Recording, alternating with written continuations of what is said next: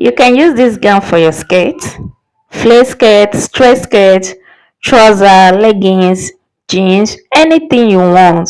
Hi, welcome to my channel. So on today's tutorial, this is what we'll be making. We'll be making this extended peplum top, and this is the material I use. It's 2 years of material. Now before you start cutting, you have to cut out this long strap, and this is 11 inches by length, and the width is the 2 years I use.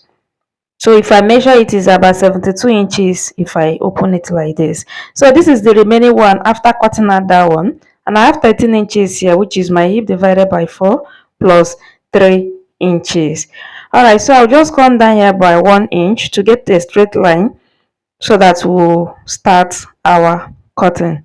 All right, so now I will come down by my bust point 11 inches, my waistline 17 inches, and then I'm going to add 1 inch that I will use and join it.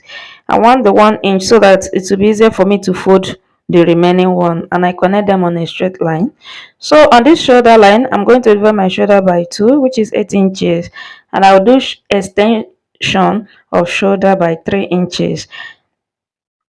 So after marking it, I'll come back to the neckline so that I can get my shoulder slope. So this shoulder slope is 1 inch, sorry.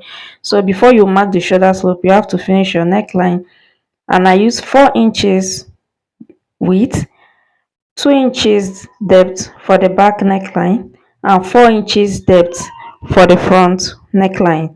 Now you're going to carefully connect it, the round neck.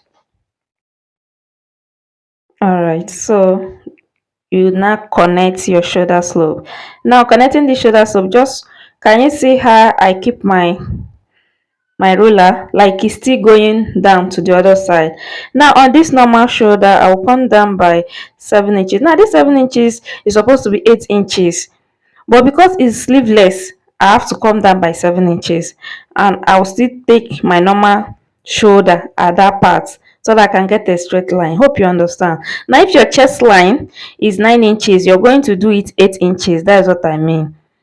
Just remove 1 inch from your armhole depth so that your bust will not be showing. And then I divided my bust by 4, and I added 2 inches so that I can complete my armhole.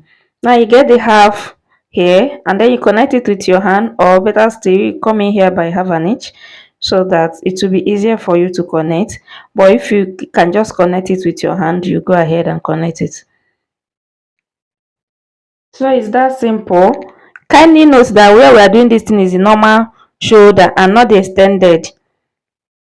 So this is the extended, this place I mark. Can you see? So just watch what I'm going to do. I'm going to connect it to the normal armhole.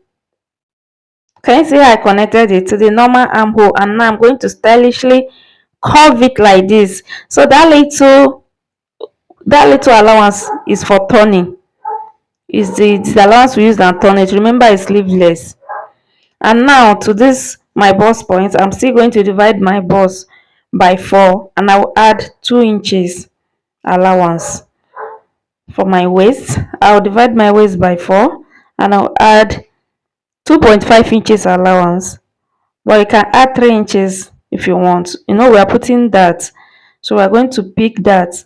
So that 1 inch is for that, but I just reduced my own to 2.5 because I know how to pick the that you get. So just put your one so that you won't be short of material, and then you mark it, connect them together, and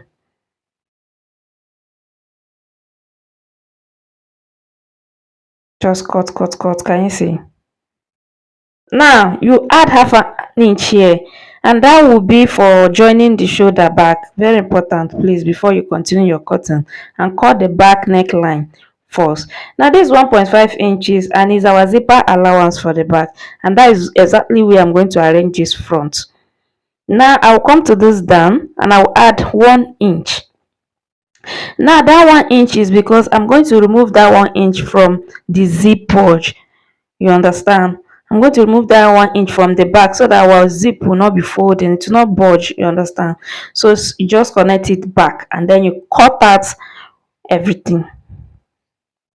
Just watch everywhere I'm cutting and carefully cut your own. And then raise that one up, which is the front. Now for this back, you come in here by 1 inch, and then use your straight ruler and connect it out. I did not connect my own on a straight line very well because my ruler is not that long. My kids has already cut the ruler, so just cut it and then cut half an inch here. This back part, this zipper allowance part, just cut this half an inch on like this, like you're putting that, so that your zip will not be bulging. And then you cut your lining. Now this lining, I'm going to attach this interface only on the neck. Can you see the place I attach it? Just attach it and then you turn your neck.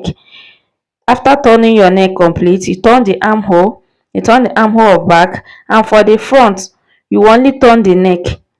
Now you turn the side at the same time, iron it, and this is what you should have. Now for the back, remember I said turn only the neck so that you can join it together. This is how I will join it, because I'm going to use this back neck to turn the front neckline. Just watch. When you join and get to this place, okay, just watch. That's what I did on the table. Now put them together, use the lining, flip around like this, and then you're going to sew it on your machine like this, because I don't know how to explain that one very well.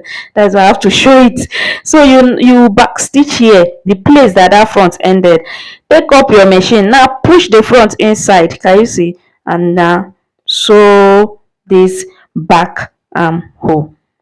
Just sew it, and after sewing it, you cut out any excess you have there, and then you turn the side and turn the zipper allowance before you go to your ironing table and iron it out.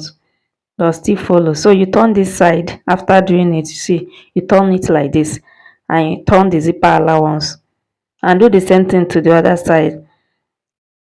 Alright, so to put your front dart, I'm going to come down 1 inch after my bust point, that is below my bust point, 1 inch, and then I'm going to come in from the center, my nipple divided by 2, which is 4, and then I'll mark it on a straight line. Now getting it on a straight line, I will have to come in half an inch from the both side, just half an inch. You come out like this, and then you go and pick your dart. So if you're a beginner, you still need to mark all these things, but if you're not a beginner, of course, you just fold your material into 2, get the 4 inches and go and pick your dart. So if you're a beginner, just keep it like that and sew it. And for the back, you come in 1 inch for your zipper allowance, and then still maintain the 4 inches for your nipple to nipple measurement. And this is my chest line. I'll come down by 1 inch, which is 10 inches at the end of the day, and I'll get it on a straight line, come in half by the side, and then I'm going to pick the dart as well. Hope you understand. So that 1 inch will enter as a zipper allowance before you mark your nipple to nipple measurements. And when now you're closing your cloth, you still maintain that 1 inch for your zipper allowance, and then you divide your bust into 2. And the same thing here, still coming by that 1 inch for your nipple, for your zipper allowance, and then anything that you have here, mark your waist divided by 4 as well. So forget about the bust that I use for this, because I don't want it to be tight. That is why. So for this our extended peplum, just notch the center front of the front, and for this back, you're going to open this part because it's zipper allowance.